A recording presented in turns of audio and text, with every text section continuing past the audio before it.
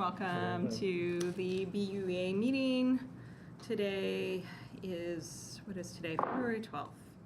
And we're almost halfway through February, hard to believe. So, all right, so to get our meeting started, we'll need to do a roll call. Blake, let's start with you. Michael Hover, BUEA board member. Phil Emerson, BUEA board member. Heather Robinson, BUEA board member. Jane Cooper-Smith, BUEA board member. Mary Morgan, BUEA board member. Dee Del Rosa, ESD staff.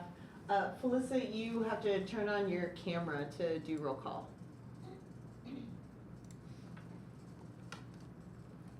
Oh. I can barely hear you guys. It's just mumbles. Oh, sorry. We'll try to speak louder. Finale, BUA. Great. And then Chris. Chris Condon here on behalf of Catalent. And gallery. Cassandra Esty here on behalf of Bloom and Casmel.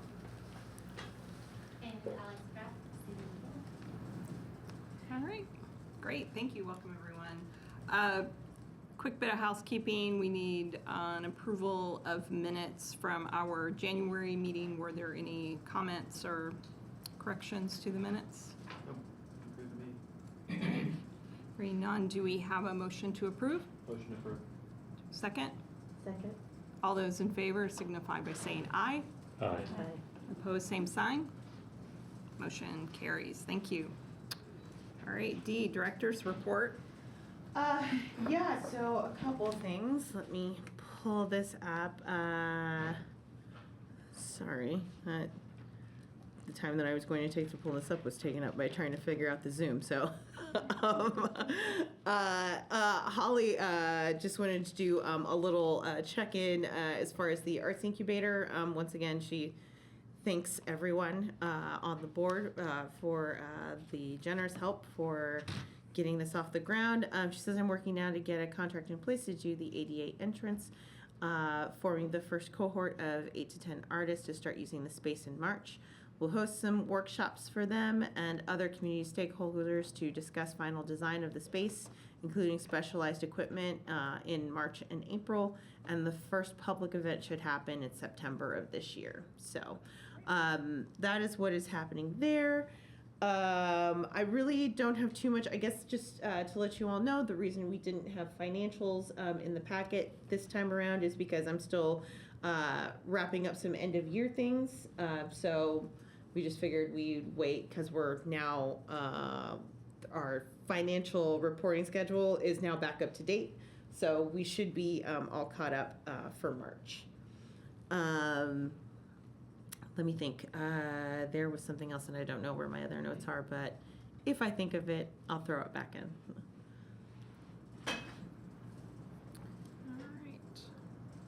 All right. Quick question. I just a bit of housekeeping. I know that Brad Whistler was appointed to the. Will he be joining us?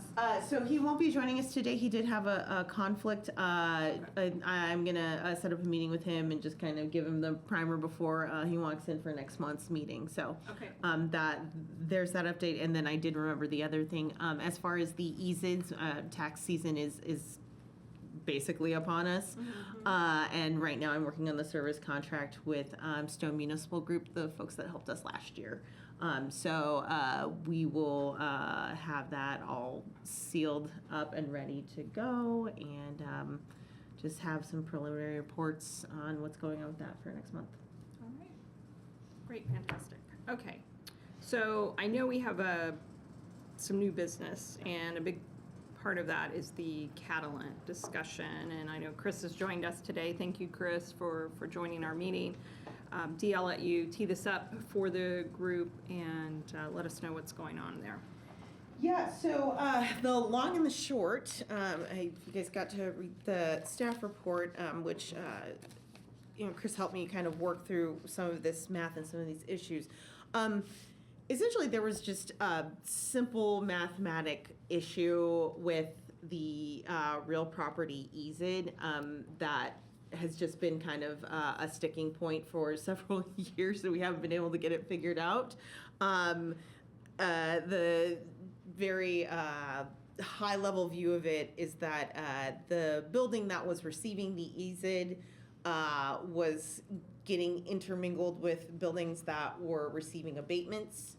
And so basically that means that there was like a double dipping process, and DMA, who Chris is affiliated with and are the accountants for Catalent, we're trying to rectify that situation. So since, and actually I haven't talked to Chris since then, I've spoken to the county as to figuring out how we get some of this documentation and identification convention happening, because that was kind of the main problem that happened with it. So one building there was a building that wasn't labeled, and it kept on getting stuck in the mix, and the math kept on getting confused. So I'm working with the county next week to kind of get that taken care of. And we've also gotten word from the county that the personal property EZID that we approved in November or December, that they've gotten that paperwork, and that is about ready to be finished off, and I'm very excited about it.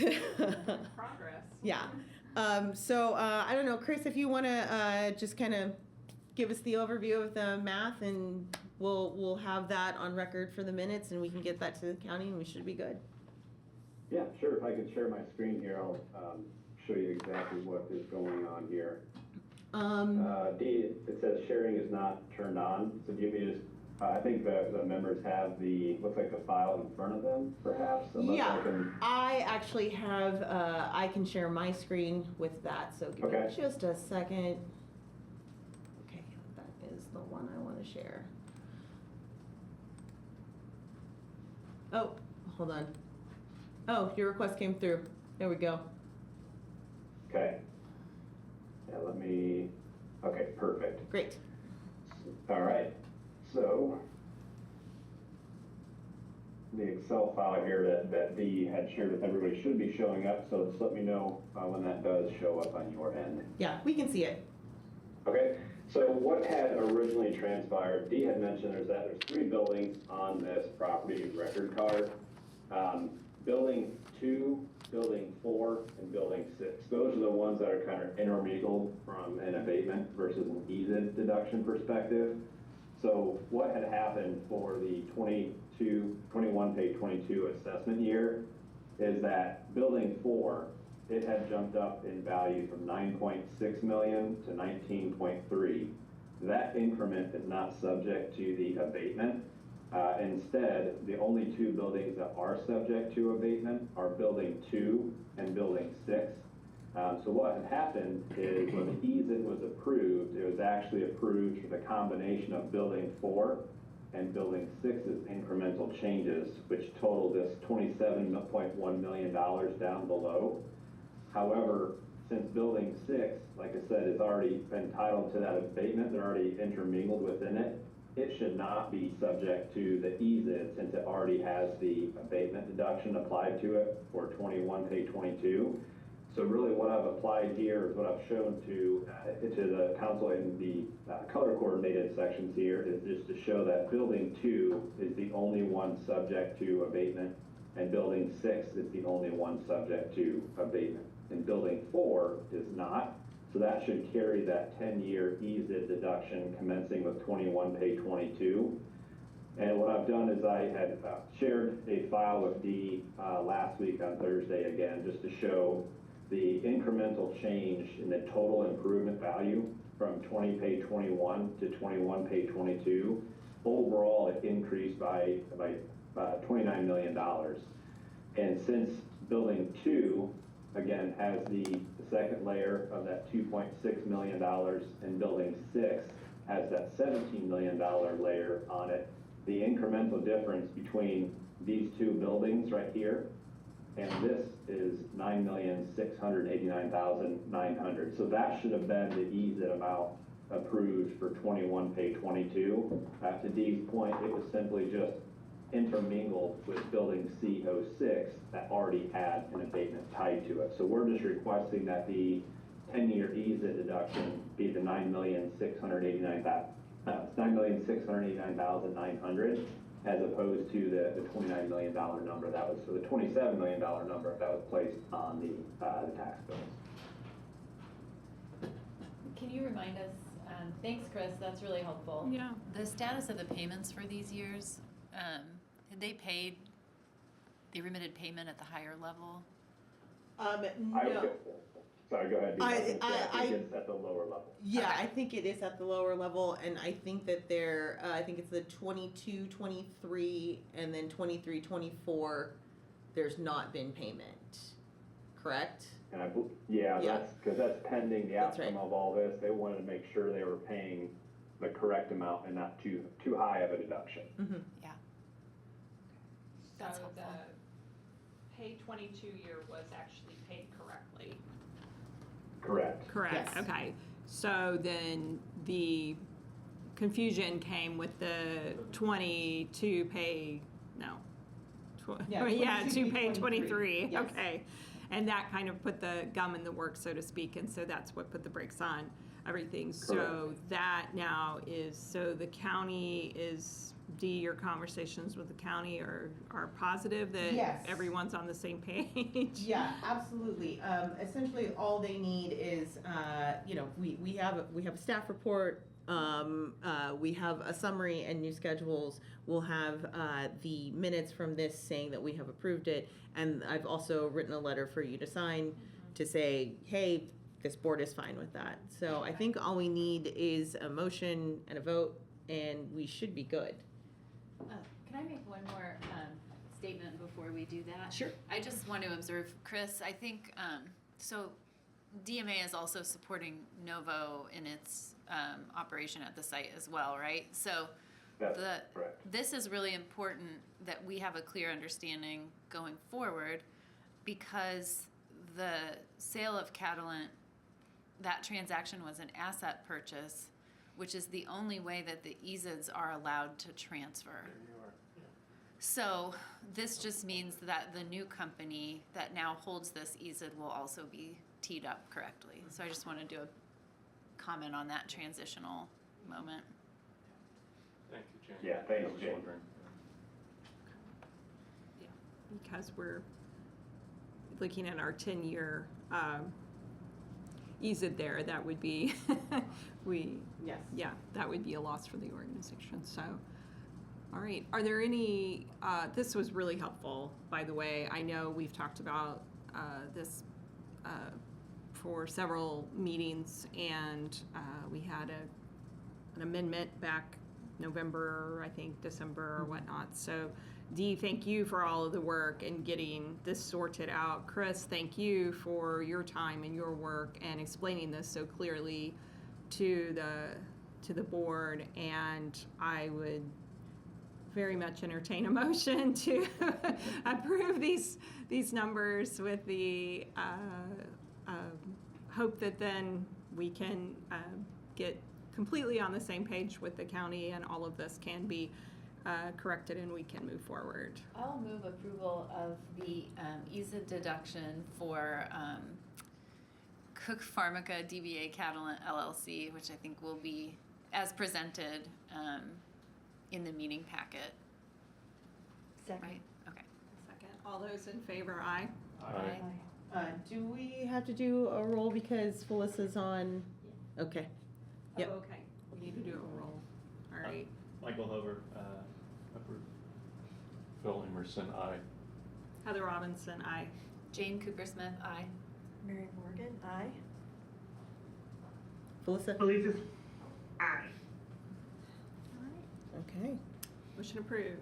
Thank you. Thank you again, Chris. Appreciate this, your time very Thank much. you for the And opportunity. Yep. All right, thank you, Dee. Appreciate your help with all this. Absolutely. Take care, Chris. All right, thanks, everybody. Thank you. Bye. All right. Awesome. Yay. I believe that letter is, oh, here, let me just hand you a packet. Okay. You can sign that All right. letter and then I can send it off and then we're done. Exciting. Yeah. Yeah, nice work. Yeah, nice work on. Oh, this. thank you for everyone's patience. Okay, so let's see, where are we on the agenda? We have this one right in front of me. So we have some grant approvals to talk about, and we have our new system. The online forms look great, by the way. are, what's the word I'm looking for? They are Concise. consistent, yes, concise and consistent across all of the different types of grant opportunities. So thanks for getting that all together. And so if you want to talk a little bit about the grants today. Yeah, so the first one is just a roof improvement for, or a roof replacement for Bloom Magazine. Essentially, we've done these grant requests before. However, this one is particularly special because if we can provide this funding, additionally with a SEAL grant and an additional $10,000, they can fully fund the $20,000 for just the roof replacement. So it's. I think that the SEAL grant that they have been approved for will be more useful if we can help them with this $10,000 Say what ask. the seal grants are. Not as well as I should be able to. The SEAL is basically for solar. The additional $10,000 funding that you can get through SEAL is if you use cool materials for the roof. So since they're doing a full roof replacement, being able to use that money for the cool roof materials and then the full replacement and then the solar is definitely on the net zero thing that we're trying to go for in the city. So yeah, I don't know if you want to add anything, Cassandra. No, I didn't even know about that part. That would be, that would be incredible. Yeah, we just really appreciate that this is even an option. Without this, I think we'd be moving some buckets around for a while. Yeah, I mean, we absolutely love the building. Malcolm and I were really thrilled to be able to buy it together, but that's all the money that's in that account. And Bloom couldn't afford it either, but we can't pull it from Bloom. We do have, in order to replenish some money in that account, Bloom is going to pay a little bit more in rent for a while, for probably about 2 years, so that we can do that. But so it's kind of a team effort, and we're really just grateful that this is an option. This is awesome. So I hear a story about local people owning local commercial real estate downtown and in the enterprise zone, so that's good, and supporting a really critical local institution, Bloom Magazine, and making capital improvements to the building, which will ensure you can stay there. So yeah, it's a great story. That's all. Are there any questions about the application or questions for Cassandra? Thanks for joining us. We appreciate it. Can you remind us the total amount in this particular grant? How much did we budget for this pot? Oh, yeah. 1 second. Sorry about that. No, that's fine. So for come on, computer. For this, for business building improvement, we have $30,000. Okay. So this would be a third of that amount. But It would be. okay. But we do have other pots that we can pull from as well. So, and the board can always amend the budget if we see that there's more need. So. Right. Right.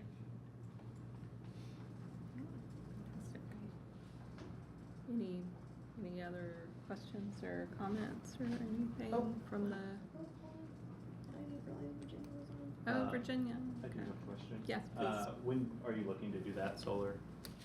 So the team actually from MPSL actually came out to start the project a couple of weeks ago, and that's when we discovered that the information we had about the roof was incorrect, that it had not been replaced in 2019, that it probably was in the late 80s that it was replaced. Oh, wow. So anyway, they are ready to go anytime.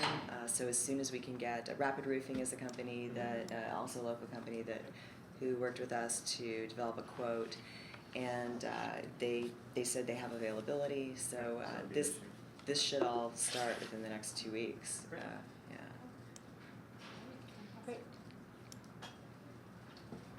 Hearing no more questions or comments or whatever, I will entertain a motion to approve the grant request. Motion? Do we have a second? Second. All of those in favor? Oh, we need to do roll call then, don't we? So we're okay. Doing roll call. Michael Hover, aye. Phil Emerson, aye. Heather Robinson, aye. Jane Coopersmith, aye. Mary Morgan, aye. Felicia Spinelli, aye. She needs to be seen as well. Oh, yeah, Felissa, you've got to turn on your camera when you vote.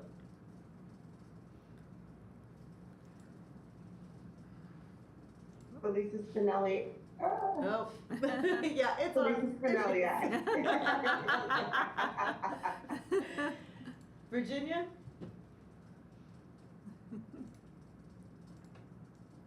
Virginia Gatheri, aye. All right. Thank you. Okay.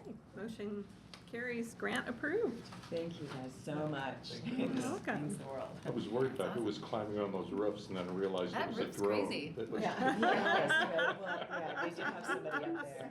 Which is, I found out that, that bird that you see, that strange looking thing. Yeah, that's what red, is that? it is actually up there for climbing, for Oh, my getting up there. goodness. Really? Yeah, Wow. I Oh, was my wondering goodness. what that was myself. Wow. Anyway, I guess I'll be in touch with you for next steps. Absolutely. Okay, thank you all. Very You're much. welcome. All right. So the second, unfortunately, Noah, our historic preservation manager, has the sickness that everyone has right now. So he could not make it to represent Monroe Oil, Kay and Rudy Fields for their historic facade grant.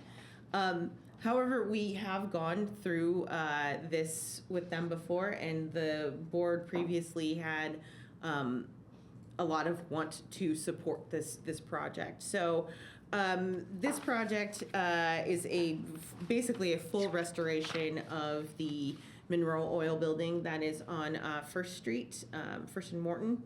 This is right in the middle of the Beeline.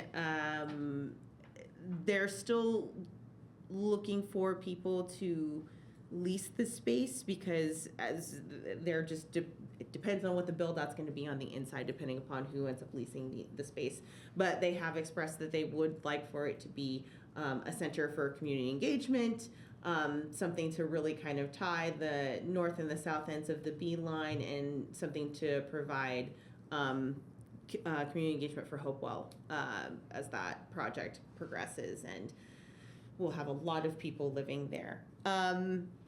So the total facade cost was $195,000. They're requesting $20,000 out of our historic facade budget line.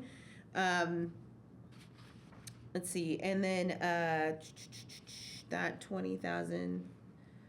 I believe is mostly going to windows and overhead doors, or the garage doors. They've done a lot of work on this building.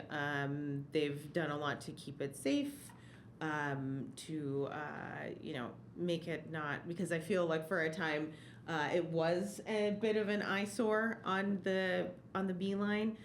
They've worked well with the city to make sure that there's infrastructure for the building. It's very accessible as far as like vehicles and pedestrian traffic. I highly recommend that the board support this effort as it is definitely improving that area of the neighborhood and the zone in general. So. What was our budget, do you remember, for our facade grant? For historic facade, it is $50,000. Okay, don't we normally give that out in 10,000 increments? We do usually give it out in $10,000 increments, and any of these amounts are subject to the board's approval. So if you want to keep that line accessible to more people and only want to award 10, you have every right to do that. If you want to do the whole 20, that you can do that too. It's really up to what you would prefer. But I believe that the minimum for the grant is $10,000. I intended to get by and look at the space, particularly with all the other things happening nearby, the police. Being near Seminary Yeah, Park. Seminary Park, a lot of other moving parts. What I intended to look for is a question of parking, and I'm wondering, I'm sure there is some space there, but. Yeah, I think that there. And I also want to apologize for the massive packet. I know that some folks were having a hard time. I can speak to the parking of that if you want me to, Lee. Thanks. I think I have a photo too, but go on. Okay, so they do have parking on site.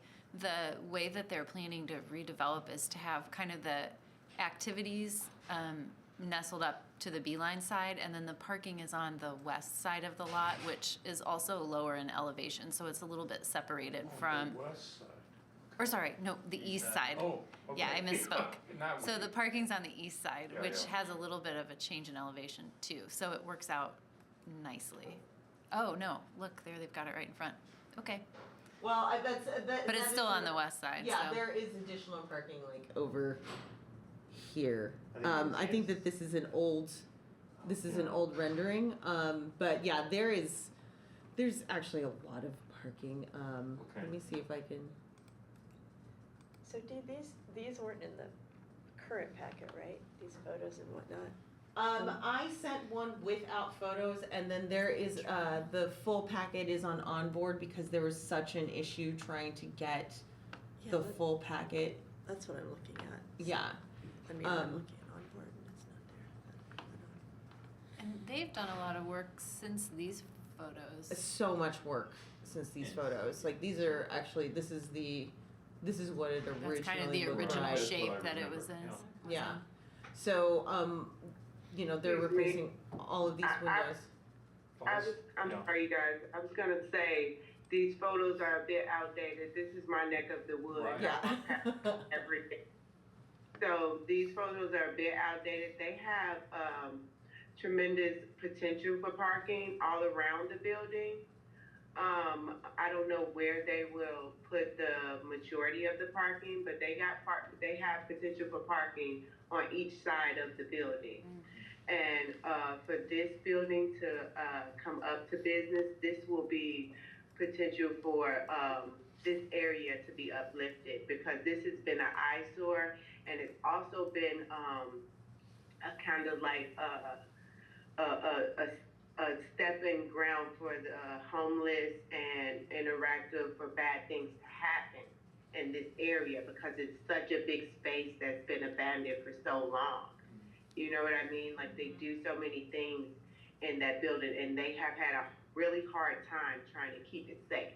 So I can only imagine the amount of money they had to spend to just keep this building safe and closed off. But yes, they have done a lot of work since these pictures. And so I would assume that this grant, which they've outlined, really is for overhead doors and windows. That would go a long way in helping to secure the building. I would think the replacement of those windows and proper working doors and overhead doors and so forth like that would also help to ensure the building's safety and that cut down on maybe some not so good stuff going on there. And once again, the other thing that we could potentially do, which we have done before, is kind of split the difference between two grant lines. Because when we are talking about doors and windows, that could fall under safety and security. Yeah. And then also historic facade. So that is also another option for the board if you would like to, if you would like to fund the full 20,000 but are feeling a little iffy about taking out of one grant line, we could potentially do something like that as well. So. Do you know what's queued up potentially for HPC? I know that in order for us to get something like this in front of us, it has to pass HPC first. So do you have a sense of what So there might be are queued up? there are two others, and everyone's asking for $20,000. Okay. So I recommend that the board support this project, but I do want the board to know that, Noah's doing a really great job of sending us people from HBC, and that is great because it's been a long time coming to use these funds. Okay. However, I do want to make sure that, you know, enough people are being able to utilize it, and it's not just, you know, instead of, we could only do 3 for the year and fine, we exhaust the whole thing, but it would be better if we did 5. You know, and especially when we have other grant lines that are available that could potentially assist. Do you So have a recommendation about perhaps splitting these half and half? I personally think that this is a great project. It's something that's necessary for that area, because of the issues that can plague that any abandoned space around there. I recommend that the board support the full 20,000. However, split it between safety and security and historic facade. I like that. That sounds like I would agree with that. I think this is clearly showing that windows and doors are safety and security. There's no question about that, and that seems like a good fit. And we've seen fewer of those requests come before the board. What's the budget line for safety and security? Is it like 30? It is 35. Okay. Yeah. I think I would support that. I think 10 and 10. This is a great project. I personally can't wait to see how this building is going to look, what it's going to bring to that part of the community. It could just be such a catalyst for vibrancy and activity and business growth in that area. I think And we're already it's- investing a lot into that Beeline area. We've Yeah. got the ARC incubator. There's not a lot of other things to do south of there, like Right. Cardinal Spirits doesn't have a lot of things around it. Mhm. So it might help bring the downtown There you are. a little further south. Exactly. I think that's. So I move that's- we go ahead with this, splitting it between the two. We will need to do a roll call then on the vote, right? So we have a motion. Do we have a second? Second. Second, Mary, and then if we can do roll call. Michael Hover, aye. Phil Emerson, aye. Heather Robinson, aye. Jane Cooper Smith, aye. Mary Morgan, aye. Felicia Spinelli, aye. Oh, you're on mute, Virginia. I saw the eye. Virginia Gatheri, aye. Thank you. All right, motion passes. Grant approved. Yay. It's exciting to see the labor of love that they're putting into that building, for sure. All right. That's great. Hope we get invited to I- the party then. Yeah, we Absolutely. better. I can't help but think that, honestly, we have the arts incubator. I would love for our group, for any of us that would be available, I hope we're all invited to the community open house, and likewise for the motor oil building. It would be nice for us as a committee or board that has approved funds for that, when available, if we could see some of this, these funds that we've contributed and what has come of that. So I would encourage all of us to participate in those public events when possible. Yeah. Absolutely. All right. Look at us flying through the agenda. I know, that happens so fast. So, I don't think that do we have any unfinished business that anyone can think I of? have something. Okay. Last meeting, we talked about having an open seat for a non-democratic member. Yes. Have we reached out to anybody about? I'm Because we trying. talked. Okay. I know we talked about reaching out to the Republican. I have not office had an here in opportunity town? to Okay. reach out to the Republican Okay. party. I have a question about this. It would be a less biased approach to just go talk to the Republican Right. party here. There is one individual that owns a house in the zone that no longer lives there. Her sister lives there, and the sister is not available during noon meetings Yeah. to attend. But I wondered if the property owner, they co-own the property, if the other property owner who has a more flexible schedule and is also not a Democrat, Might qualify. would they qualify? And is this a mayoral or a council? It says Is mayor. it count? Oh, Oh. no. This one, I'm fairly certain that the resident is a council appointment. It seems like property owner is not a resident. Yeah. Here, let me pull up the Yeah, I can. consensus on that? Oh, it is council. It is council. Yep. Okay. I should just always just have the bylaws in front of me every meeting. Which I do now. Yeah, it is a council appointment. I'm unsure. I think that it has to be, you have to physically be living in, yeah. So, Which makes sense. Yeah. yeah. To be living in the zone, owning property. Yeah, I mean, I am gonna be perfectly honest. I have just not had a chance to reach out to any other political party at this point in time. Once again, it doesn't have to just be a Republican. Right, It can be anything that's just not a Democrat. So, there actually are options out there. We can send some inquiries and report Yeah. back on that before the next meeting. That's very doable. But Jane actually just brought up something very interesting, which is the timing of our meeting, and I've been meaning to bring this up for a while.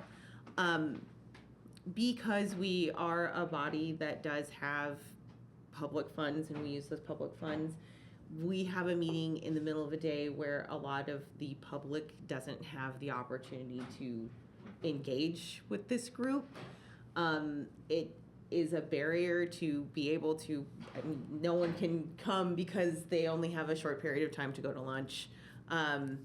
It's even difficult for staff to do this in the middle of the day and some of the board members as well. So I would like to spitball some ideas about maybe changing the time of our meeting. There's nothing in the bylaws that say specifically when the meeting is that I have seen. I think we should try and keep it on the second Wednesday because that's good that everybody knows that it's always on the second Wednesday, but maybe making it later in the afternoon. I hesitate to do anything after the workday, only because there are so many public meetings that just happen in general. But if this were to move to like maybe a 3 o'clock slot or a 4 o'clock slot, it's nothing that we have to vote on right now, but I just wanted to bring that up to the board, because I would like for us to be more visible to the public and the public to have more access. So your thinking is that if we move from a noon meeting to a 3 p.m. meeting, we would increase visibility and participation?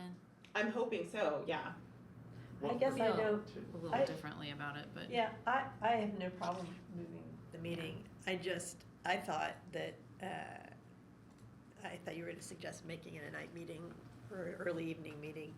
Because if somebody has trouble getting away for lunch, it seems like they would have more trouble getting away Sure. for End of day.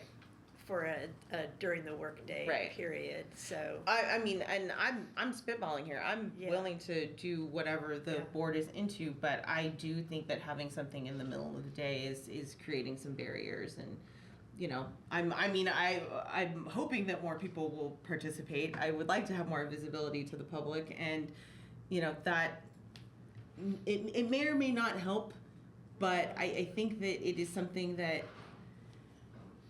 I know that I wouldn't be able, I live in the zone, I work in the zone. I know that if I didn't have this job, I would not know anything about this and I would not know of the opportunities. And even if I did, I wouldn't have an opportunity to participate. So. And so That's- moving it to 3 p.m. would improve that? Well, I'm not saying 3 p.m. specifically, but I am saying that I would like for the board to consider changing the time Yeah. of the meeting. Yeah. And it does not, 3 p.m. was just something I Right. was throwing out The there. concern Yes. is more trying to make it more accessible to the Exactly. public. So. It is I- already being yeah. recorded, right? Yeah. It is being recorded. Okay, so they had that accessibility. What type of participation do you think would be had? I mean, just presence? I think presence, I think that being able to have some input during the meeting on things, like, obviously all of the representatives of this board are in particular sections of the zone or different representations of the zone, but that doesn't mean that, you know, that we hear all of the needs of the people. For instance, the hearing that we had about Catalent before, you know, Phil was able to express his concerns about that, and that is one person who is on this board that does represent people, but maybe someone else has a different perspective on it, or maybe somebody now after the fact. And granted, we put out notices for public hearings. That is definitely a special case. However, it's still in the middle of the day. and that is something that makes it less accessible. There are things to try to combat that with public hearings. Like I do take comments until like 2 weeks after to like bring them back to the board. But 2 weeks after the board's already decided is not really as effective. And I can do it beforehand and ask people for questions then as well. Okay, so discussion and an open conversation about it. Yes. I'm just thinking of out of the box solutions. Is there a way to do that as well? Couldn't we just open it up where we bring up the proposal, make that public, and then the next meeting we vote on it after hearing all the discussions? I think it might be good to just do a significant amount of outreach and really frame the question. What are the specific metrics we're trying to improve?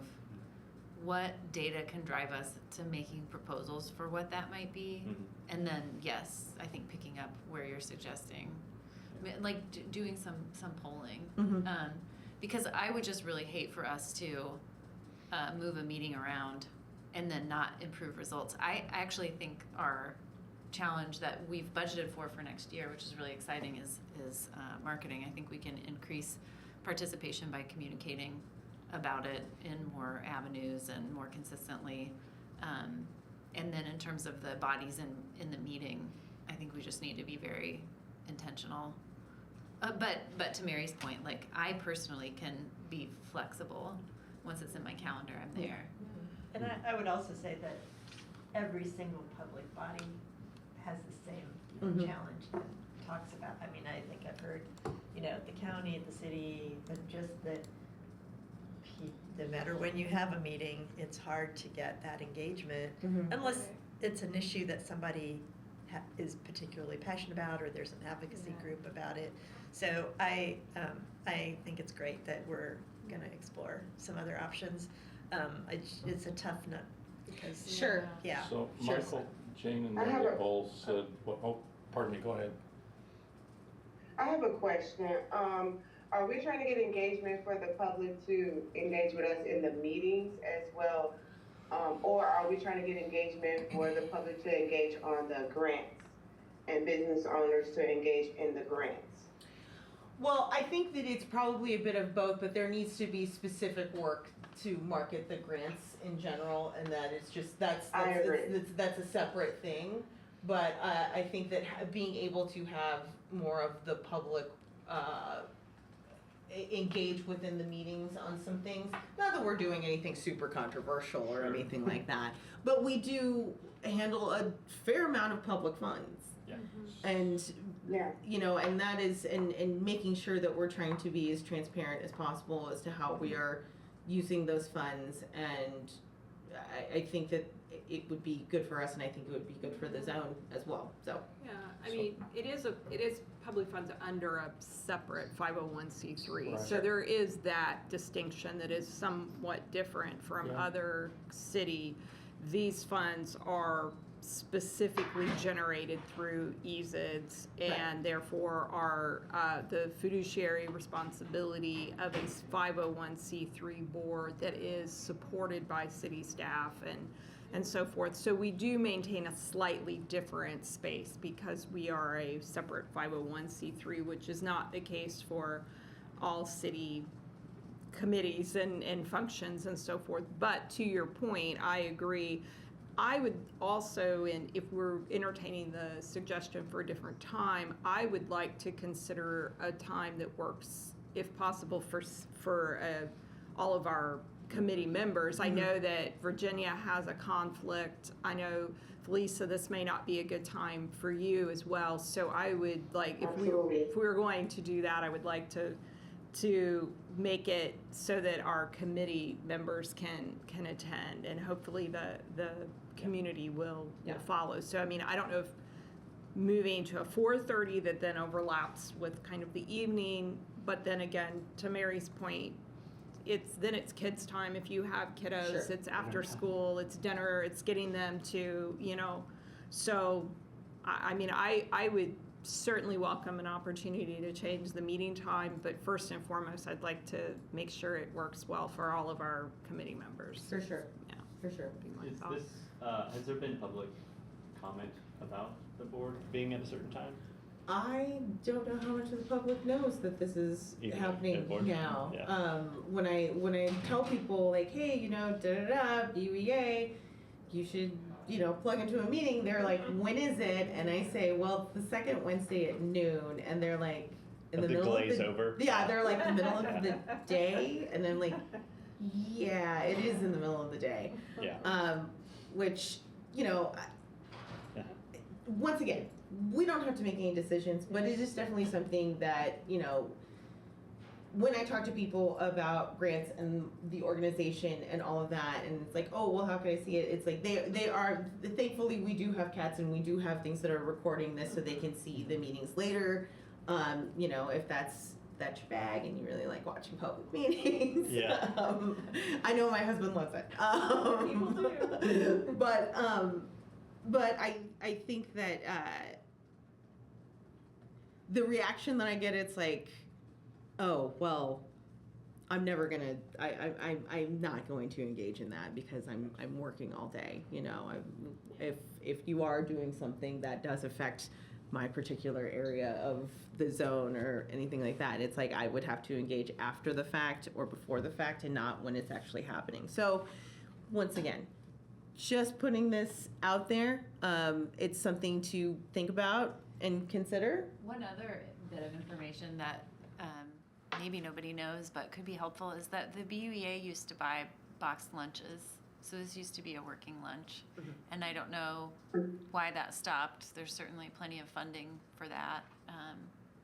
But that probably makes it more manageable for a lunch meeting too. Yeah. I think we're wrestling with more than one problem. Yeah. Several Yeah. need probably. Yeah, Sounds like I it. always advocated that we needed someone in the community. We needed someone with ties to the community, go out in the community and talk about the DUA. Because when I tell people about it, they don't know we exist. And they don't know about the grants, they don't know about the sites, they don't know that they can get help. Even business owners, they had never heard of us.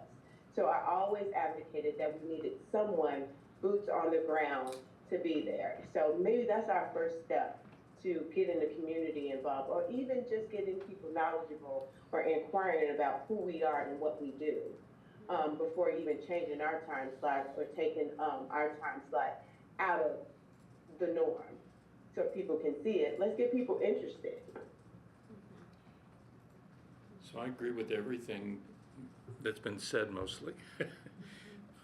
I think we're wrestling also with, I'm on in a number of groups where people are not aware of the group. Mm-hmm. And some of it is, I think, a decline in democratic participation, small d, in this country.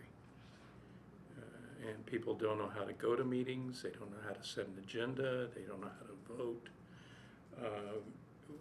It's a deeper issue.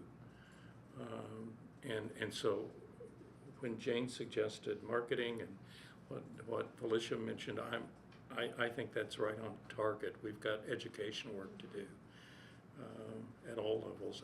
I find myself wondering if what were the groups that back in the day, high schools encouraged students to participate in programs around investment and marketing, and I'm not sure any of that goes on any longer. But yeah. I wouldn't. The one thing I do agree, I wouldn't want us to get into the evening, or I think anything after 4 o'clock It's would be challenging. very with, problematic. Like after So. school time and so Sure. forth. But I also want to be respectful of our committee members, and I know that Virginia, this is not a time that you can join us. this, and I get that happens, but, you know, if. Yeah, I mean, generally in the summertime, obviously I can't, because I don't teach in the summer. Right. Sorry, let me turn this heat down in my car. I don't like cold at all, so the heat's really loud. But yeah, I don't teach in the summertime, so summertime's easy. But you know, typically I teach in high teaching times. But you know, I'll jump on when I can. So I understand. It's just hard to. It is difficult to figure out a time because. Yeah. We're all doing 11,000 things, so it's difficult, but I appreciate the consideration, and I would agree though, I think past probably at 3:30 or 4 o'clock, I think it would be difficult for most people. Yeah. With kids or without, it's just, you know, you're winding down your day often, and you're like, I can't even think of, I'm hungry, you know? Yeah. So I do think past 5 o'clock, we would be a little challenged. Yeah. I think we just want you in the room, Virginia. That's Yeah, right. that's right. You just bring really good energy. Bring popcorn. Students would love it. If I put in my syllabus once a month on Wednesdays, no class, they'd be doing cartwheels. They wouldn't care. Thank you. Thank you, Virginia. All right. That being said, I like the idea. We're trying to get outreach, bring visibility in. That's all great. Perhaps we can just try to align our schedules and see if another time works between all of us. But start from there. Yeah, once again, this is not a hot button issue right now. I definitely thank you for the input and the insight on that. And yeah, we're trying to figure out some marketing and figuring that stuff out. Trying to get more hands with me to make this happen. So yeah, thank you very much for just entertaining the idea. I appreciate it. Good. Anything for the good of the order? Anybody? Anything else? I want to thank Dee for her work. Yeah. Yay! We should finish every month. Yeah. I know, right? A round of applause for Dee and her hard work. And the ESG staff, all of the work being done in that office. So appreciate what you're doing and your leadership for our group. So appreciate that. Well, thank you very much. I very much enjoy this group, and I know that sometimes I walk in frazzled, or sometimes I'm like, ah! But honestly, I do enjoy this work very much, and I appreciate all of your support. So thank you. Yeah. With bye, Virginia. Bye, Felisa. Bye, y'all. Bye. Bye-bye. Have a good day. All right. Meeting adjourned. All right.